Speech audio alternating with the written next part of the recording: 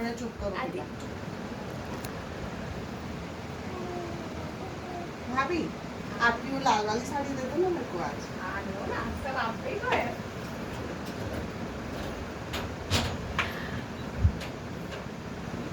ये लो। Thank you भाभी। हाँ आपकी वो लिपस्टिक दे दो ना, वो बहुत अच्छी लग रही थी आप जो लाए थे। ले लो। थैंक यू भाभी। भाभी आपके वो चश्मा दे दो ना, मैं सहेली से मिलने जा रही हूँ आज। ठीक है ले लो।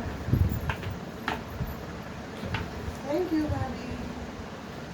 मेरे को रोज रोज पहन के थोड़ा सा दूसरा सेट दे दो ना आपका, वो बहुत सुंदर वाला। कौन सा वाला? ये हाँ ये बहुत सुंदर है, ये मेरी मैच भी हो रहा है ड्रेस। थैंक यू भाभी। भाभी आपकी वो एक अंगूठी देते ना, वो मेरे को बहुत अच्छी लगती है। Thank you.